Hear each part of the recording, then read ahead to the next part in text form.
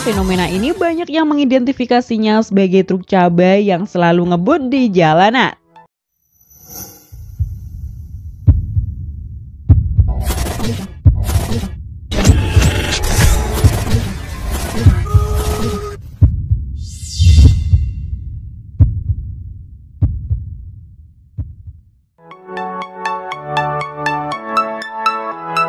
Fenomena truk cabai membuktikan bahwa truk cabai merupakan rajanya truk jalanan yang sebenarnya.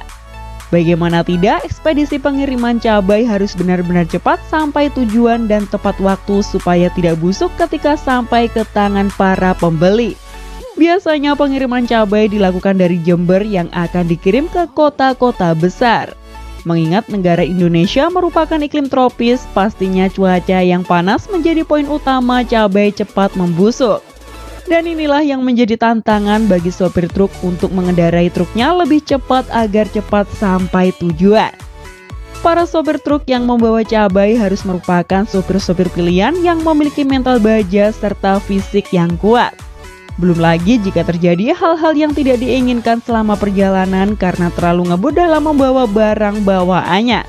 Tak jarang juga karena terkendala macetnya ibu kota, para sopir truk cabai telat sampai ke tangan pengepulnya. Dan alhasil, pendapatan sopir truk pun berkurang untuk mengganti kerugian cabai yang sudah tidak segar lagi. Jika kita lihat resiko yang bisa saja dialami oleh sopir truk cabai ini, tak heran jika banyak orang yang menganggap sopir truk ini adalah pekerjaan yang berat.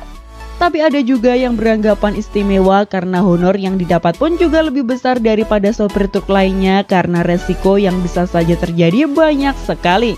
Bagaimana tidak, kecepatan 120 km per jam sudah biasa ditempuh oleh sopir-sopir truk cabai ini.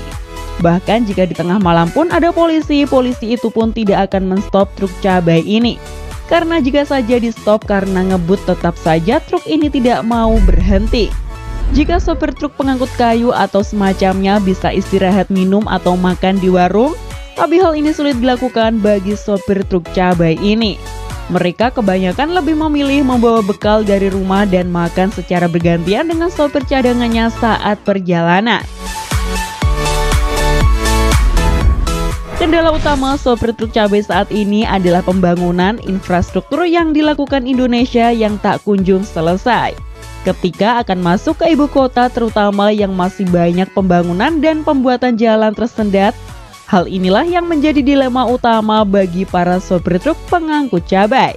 Bagaimana tidak, perjalanan dari Jawa Timur yang biasanya mencapai 24 jam sekarang bisa bertambah menjadi 30 jam. Dikarenakan perjalanan dari Karawang Timur sampai ibu kota yang biasanya 3 jam, sekarang bisa mencapai 5 jam karena macet. Namun sekarang sudah sedikit tertolong dengan dibukanya ruas tol yang menghubungkan kota Surabaya dan Jakarta.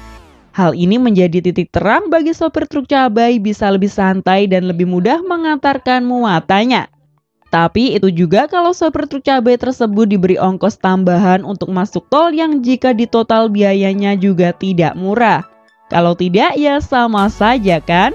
Sebenarnya truk pembawa komoditi hasil pertanian lainnya juga banyak yang suka ngebut. Mengingat bahan sayur mayur lainnya pun memiliki batas waktu dan mudah busuk juga. Tapi kenapa yang terkenal hanya truk cabai saja ya? Pekerjaan yang berat dan penuh resiko ini membuat para keluarga di rumah sopir truk selalu was-was dan merasa khawatir. Jangan menyepelekan pekerjaan ini karena pada dasarnya mereka mencari rezeki untuk menghidupi keluarga di rumah. Untuk sopir truk cabai, walaupun pekerjaan ini terbilang berat dan mengharuskan ngebut di jalan, tapi jangan lupa untuk selalu berhati-hati di jalan dan tetap mematuhi peraturan lalu lintas yang ada. Kalian sendiri bagaimana melihat fenomena truk cabai ini? Jika kalian termasuk menjadi sang sopir atau pengemudi truk cabai, bagikan pengalaman menarik kalian di kolom komentar ya. Sekian informasi dari kami, klik tombol subscribe bagi yang belum dan jangan lupa aktifkan loncengnya untuk mendapatkan notifikasi video terbaru dari kami. Terima kasih telah menonton dan maju terus dunia transportasi.